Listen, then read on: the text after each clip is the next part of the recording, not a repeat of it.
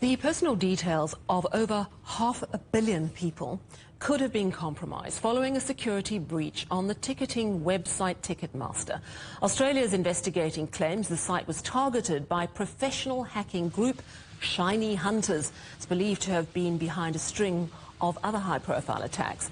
This follows the US Department of Justice beginning an antitrust lawsuit into Ticketmaster, accusing it and its owner, concert promoter Live Nation, of monopolising the market. Joining me now is Graeme Stewart, Head of UK Public Sector at Checkpoint Software. Graeme, not a great week for Ticketmaster, but let's focus on this data breach. For the consumer, 560 million of them worldwide. The breach apparently leaked full names and addresses and part credit card details.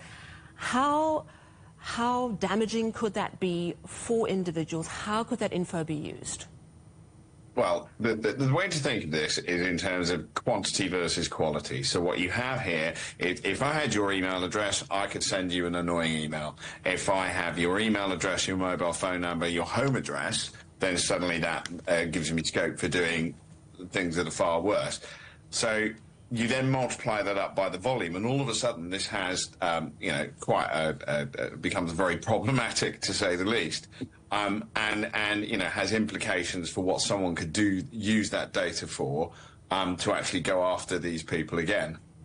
We're seeing more and more of these breaches, and what I don't understand, Ticketmaster is an absolutely massive company. How is such a massive company, with surely millions and millions to spend on data protection, being made so vulnerable?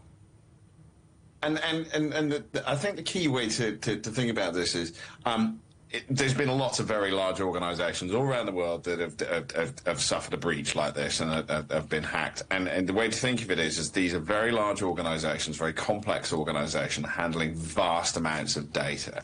And typically, the failure comes from one of three places: people, process, technology.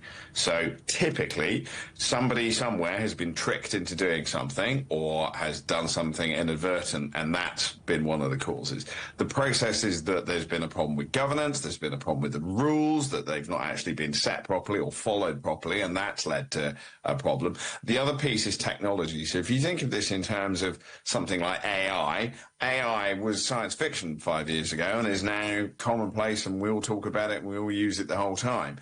Cybersecurity is the same thing. It's moving at a very fast pace. So the defence technologies that you put in place, you need to stay on top of these things. So you really do need to have the best cybersecurity technology in place that you can, and then adapt these to the organisation to make sure you fend off these attacks. But very, very unusually would it be just one of those things. So this people, process, technology is really core, an organisation gets... It puts the consumer in a really difficult position, because you go to a big online company feeling safe. Ticketmaster, you feel safe. You're not dealing with some half-known company.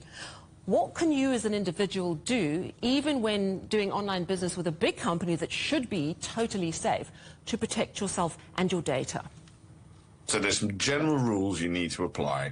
The general rule you need to apply when dealing with anybody, someone big, someone small, on the internet, is you need to be suspicious, okay? So make sure you use strong passwords when you log into websites. Don't reuse them, okay? So make sure you're using a strong password, a different one every single time. Use things like two-factor authentication. So when the banks, when the website sends you a link to send you a request for a text message on your mobile phone to authenticate the transaction, make sure that's switched on.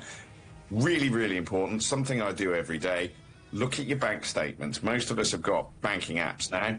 Look at your bank statements and look for weird transactions, okay? Because and that's the way you keep a track on these things. So, you know, everyone will see things coming through. If you don't recognise a transaction, phone the bank.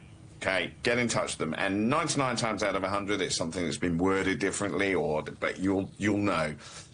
Be really cautious about any email that comes in with links that you don't like the look of. If the wording's strange, if the grammar's strange, be really suspicious. Okay, don't click on things.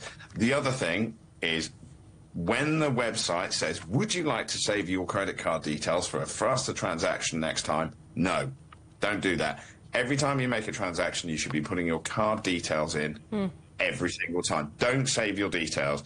The minimum amount of information you can provide to an organisation, and I'm not saying it's that, you know, that these are bad organisations, but protect yourself. Think of it in terms of how you would go shopping. You wouldn't leave your credit card with your supermarket and go, would you just hang on to this till I come in next time, please? Be suspicious. Conduct business with an air of suspicion on the internet. All right. Be suspicious. We got it. Important advice. Thank you very much. Graeme Stewart, Head of UK Public Sector at Checkpoint Software.